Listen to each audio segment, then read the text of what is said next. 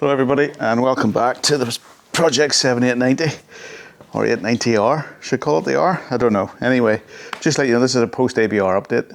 We've got some notes here, wee bit of a debrief. We'll talk about some of the stuff that went on at the ABR. The next things for the bike. Had a few issues over the last week or so, so I'll bring you up to speed with that. We'll also talk about the oil analysis results that I got a while back, some of the problems I've been having and what's happening in the next few weeks, months. So let's go back to ABR. You may have seen last week's video, had just some highlights. I had some mic problems. These mics have an auto power off, which I wasn't aware had been reactivated. But yeah, that's why there's no talky bits, which you're probably quite grateful for. It was pretty hot. I was pretty, I think I had a wee bit of heat exhaustion, bit run down on the Friday. Had to take a lie down because it was so warm. I suffered a wee bit on the Friday. Didn't do as much riding as what I thought I would. And then I managed to get food poisoning or a bug on the Saturday. So I was feeling a bit worse for wear on the ride home on the Sunday. So that's why the clips kind of just ended after a few laps of the ABR trail or the Bridgestone trail or whatever it's called. But otherwise, I had a good time. Had a few beers Thursday night when I arrived. Just caught up with a few people. And then Saturday was about getting out in the trail. Caught a few talks. Saturday afternoon, mainly Ricky Johnson was kind of my main priority, to go see him and Adam Ryman, or Riemann, whatever how you pronounce it. So that was that bit. Bigger attendance, definitely noticeable this year, especially when you drove into the campsite. You may have seen some clips as you come in. Last year where the reception area was, that was all camping now again. And they had a bigger campsite at the back, although I've seen videos of the quiet campsite being quite spacious, even though it was a bit further away. If you were in the quiet campsite, maybe that was the way to go. I was down near where the Dunlop Tires place was, and it was literally, you'd wake up in the morning, there'd be another 20 tents around yours. So it was a bit cramped at one stage. I got hemmed in. So many people had put their tents around my bike, they could hardly get my bike out without taking a guide rope out. But I managed to get a few things sorted and met a good bunch of guys there, so I had a thoroughly good time. If you were there, and you've had your ABR survey through, fill it in, because it's always good to give them feedback about certain things. Things for me was some of the traffic stuff. When you were coming to get to the TRF trail, you had to go around the road, whereas in previous years you could pop out at the end of the Bridgestone trail and cross the road and get into it. So I don't know if there's something there where they can maybe make it a bit better, where you can get into the TRF trail. If you didn't go to it first thing, you then had to go all the way around the outside of the estate to get into it again, which takes you back out onto the road. But otherwise, it was all good. Apart from being too hot, but that's my problem. Food poisoning, stomach bug, that wasn't a great experience for me, especially when you're camping. So I'll spare you the details, but let's put it like an 8-hour ride home up the M6 clenching was interesting. So managed to get home in one piece on the Sunday, so blipped up the road. The bike was faultless on the way home, so it's pretty good. Tires, I think I made a good choice this year. All right, the weather helped. But those Mitas Enduro Trail Pluses EO7s were absolutely no problem at all. Although the trail was dry, sandy, sort of loamy in places, didn't seem to have a problem at all. Dropped the pressures to 27 front and rear, and they seemed to hook up okay and got me around the trail, no problem at all. If it was wet, maybe a different story. Speaking of the wet, I rode them down on the Tuesday, Wednesday in some showery conditions, let's say, when we started out. And to be honest, I didn't even notice anything in the wet at all. There was no slippage. I didn't feel underconfident in the corners or anything. I just rode as normal, and the tyres performed brilliantly. So definitely, I would say those E07s, EO7s, or whatever you call them, Enduro Trail Pluses, are definitely probably now one of my favourite road tyre, if that makes any sense. That can do a wee bit of dirt. So been well plus that. I think I'll stick with Mitas for the next wee while and enjoy them when I can. I am hoping to get a tyre changer so I can do my own tyre changes in the future, because I've got an event coming up at the end of August and I've already got the XT Pluses already ready. These are such a tyre. It's like almost two finger deep there. They're like a paddle tyre almost. Looking forward to see what these perform like in the forests and at the end of August. So I've got an adventure rally roadbook type thing organised for the end of August. So these will go on shortly before it, and then they'll do the ride up to where the venue is, and in Aberdeenshire, and then from there they'll do the event and come back, and then I'll probably swap them back to the EO7s because I've got a road trip in September to do. So that's kind of the tyre situation. I'll give you some feedback on how I get on with these. These will probably be a kind of on and off tyre for when I need them, but we'll see how long they last. And I will measure the tread and stuff on it just to keep you up to date. I may even do that with the EO7s after a few hundred miles through Wales and England and around the ABR trail. But other than that, that's kind of the tyre update. Performance-wise with the bike, let me put this away. Performance-wise with the bike, what can I say? I was getting an intermittent immobiliser fault, which I believe I know what the source of that is. So turn off the key, click it back on again, and I get a flash of immobiliser. This started mid-run down through Wales on the Wednesday before ABR. So click the key, turned off, pull the key out, put it back in, kept coming, wiggle the bars, click, worked. So I think I've got a wiring problem just between the ignition barrel and the rest of the bike. So the plan is to take the headlight off, have a look at all the wiring around the front of the bike. I'll probably do my head bearings at the same time because I've got some tapered bearings to put in. So I'll probably do all that. I might even get my fork serviced as well because I'll have the whole front end off. So that's probably going to happen in the next few weeks. I may do a bit of a video on that just to show you what I'm actually doing. But the wire apparently from the antenna, which is around the barrel, loops around and it's zip tied at the bottom of the ignition barrel. And apparently that's where it gets pulled and taut every time you turn the bars. There's also an extra sort of cables that come off the ignition barrel that run around the back of the headlights around, which kind of gets nipped by the head tube, and I can see that it's kind of broken through the plastic sheath. So I'm going to go in and tidy all that up, fix it. I may have a bigger solution, which I'll maybe allude to in a future video, to fix that kind of situation and to try and reduce it. But I believe I've got to reroute the cables around the outside and then into the side of the headlights around. So it may mean taking the whole thing apart, resheathing it, checking the wires are okay. Might have to do a bit of soldering if there's a broken wire there, and that might hopefully solve my problems going forward. Other problems I was getting, the bike was stalling again.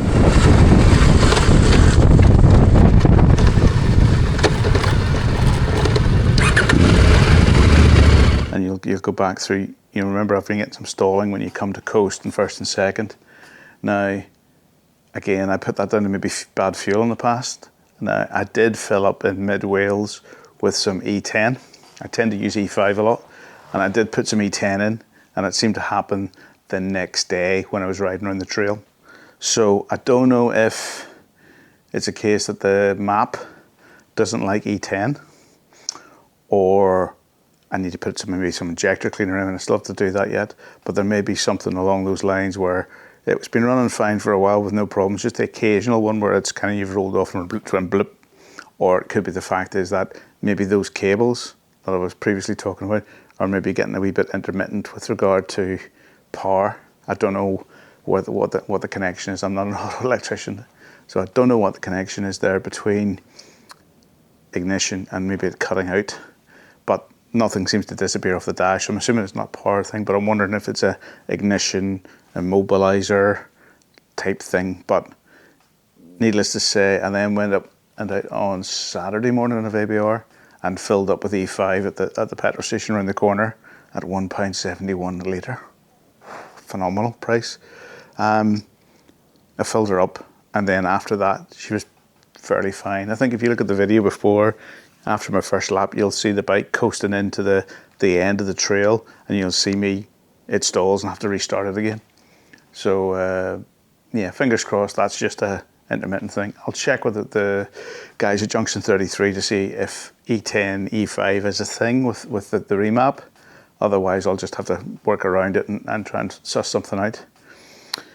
So that's that bit done. Good news is the bike's a bit of a beast off-road. I didn't, until this is the first time I've had it sort of, a good run on dirt and being able to give it a good squirt. It was a bit surprising how scary it is. Actually, it's quite a lot more power than the 790 engine, a bit more of a handful. So much so that instead of using street throttle on rally mode, I would go down to off-road throttle just to be able to hang on, and it definitely made a difference to the way the bike rode. Put on street mode, it was just like an on-off switch. It was almost like rally throttle on the 790. Street mode was like rally throttle on this. So if you look at the power curves from the Duke R, the 890 Duke R to the 790 Adventure, you can see that the power's brought a lot, happens a lot sooner in the rev range. So this thing just takes off. And it was a little bit scary the first kind of lap, and then I changed the throttle setting down a wee bit, and it kind of calmed down a wee bit, which was good. Other good things that have happened, KTM were really good at the ABR Festival, even though they had like a bit of a smaller presence with only a few bikes and not many demo bikes and things, just their off-road skill. The best thing was that they were doing some diagnostics. So the first thing I did on Thursday when I arrived was I went up and spoke to the chaps there, and they said, yeah, no problem, bring it in. So they gave me a pass to get access in. I brought the bike around the back, and they popped it up on a stand and did my calibration for the quick shifter. So the way the calibration works, I've never seen it done before. So basically they plug it in and they reset parameters, and they basically go through the gears. So they just go 1, 2, 3, 4 while the engine's running, and spin it up and then check it again. And it looked like a fairly simple process. They were really good. The fact that it's had an engine swap, I think they were quite surprised when I told them. So they were really, really helpful. So thanks to the guys at KTM UK for helping out with some diagnostics. The quick shifter now is perfect. I went for a quick test ride around the outside of Ragley Hall, and it was popping and banging like nobody's business. So really, really chuffed for that. So that's the quick shifter problem now understood, that it's just a calibration and it works. So 890 Duke R engine into a 790 ECU, calibration for the quick shifter works perfectly. So that's it. So basically, happy boy now. So that's the good bits done. Let me just check my notes again. Oil analysis.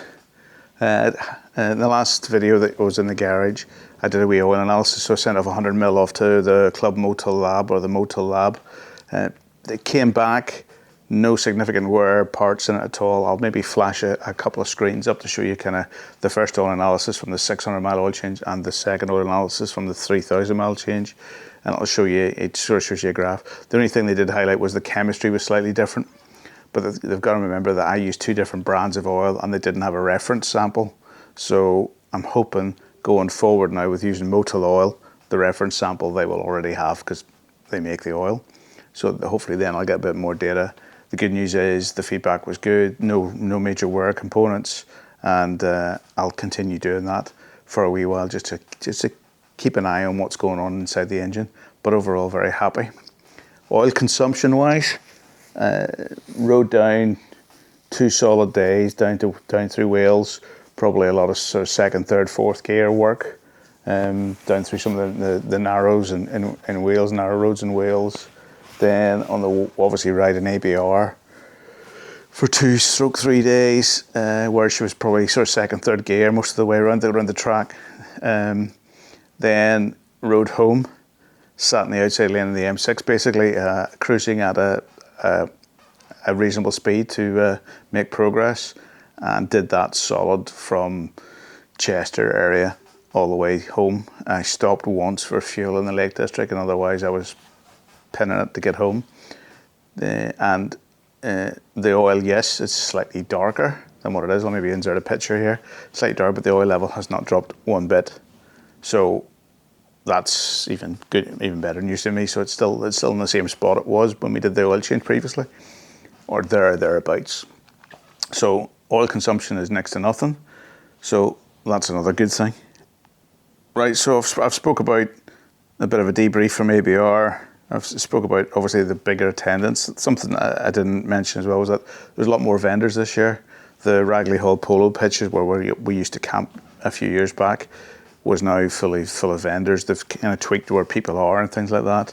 They've moved some of the big manufacturers up there, like Harley and Enfield were up there as well. Suzuki and whatnot were all in front of Ragley Hall and on the long drag down the drive. But over the back, lots of retail units.